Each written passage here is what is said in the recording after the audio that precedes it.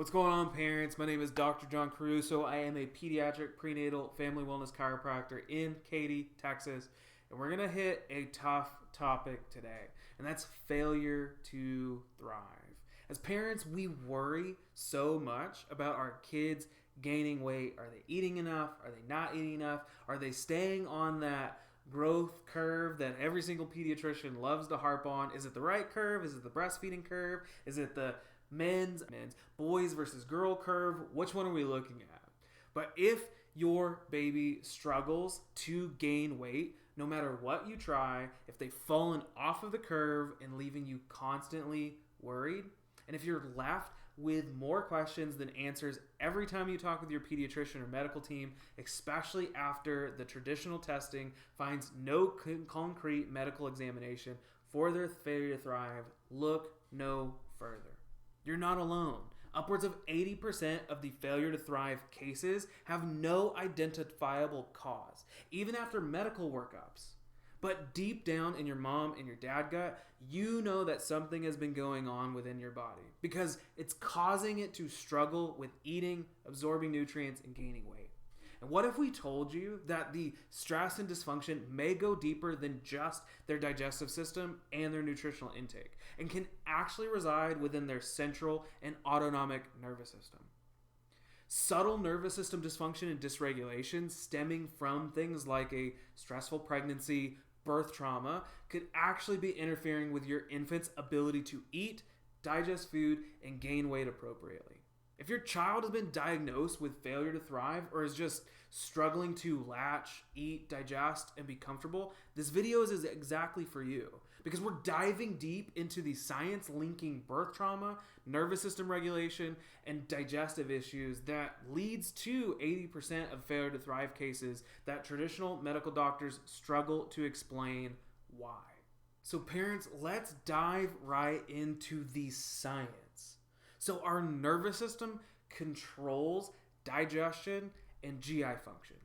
So just like in colic, failure to thrive is most commonly blamed on digestive issues such as things like poor absorption and assimilation of the nutrients. And while this is very likely accurate, it's also incomplete, because our autonomic nervous system controls digestion, including core infant functions like suckling and latching and swallowing, absorption, assimilation, and elimination.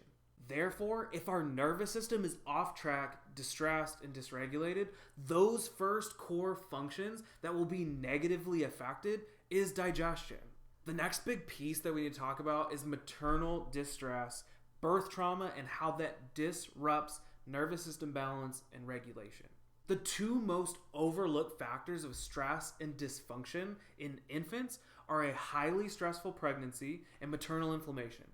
And birth interventions such as cesareans, forceps, vacuum extractions, inductions, and long, difficult labors.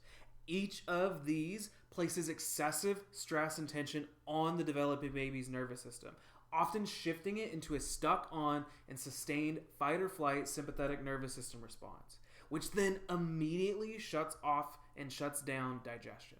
So what is the role of stress stuck-on, subluxation, and sympathetic overdrive? So since our nervous system oversees digestion, any interference and irritation and miscommunication between our brain and our gut, or the digestive system, which is termed subluxation, can then limit nutrient uptake and weight gain. Once this stress stuck onto our nervous system or subluxation and neurological interference and imbalance sets up shop, it causes the nervous system to switch into sympathetic dominance and autonomic imbalance. These two factors help to explain idiopathic, meaning I don't know what it is, failure to thrive, since traditional pediatricians and medical doctors and even neurologists don't know how to assess for subluxation and sympathetic dominance. To really understand this brain-gut connection, we need to dive deep into what's called the vagus nerve. The most essential component of this brain-gut connection is one of our cranial nerves called the vagus nerve, which then branches from our brainstem, travels through the neck into the abdomen. But it's responsible for digestion, absorption, and so many other vital health and developmental functions in our little ones. The vagus nerve is very sensitive to physical birth trauma as well as chemical toxins and inflammation, which are often the underlying triggers of the neurological dysfunction that just may be the real root cause of your child's failure to thrive.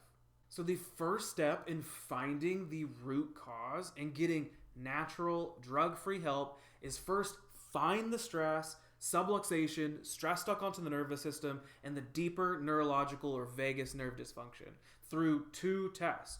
One is called the neurothermal scan. The other was what's called heart rate variability. And so once we run these tests and scans and find the exact levels and locations of the subluxation stress stuck onto our nervous system and disrupted communication between our brain and the gut, we can make safe and gentle neurologically focused chiropractic adjustments to help release the stuck sympathetic stress, be able to restore communication and digestive function, and also stimulate the vagus nerve and get your child back on track again.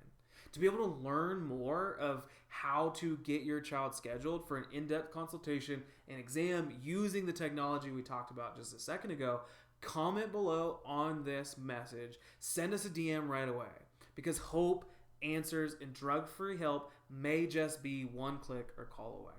We're always willing to help. Feel free to reach out.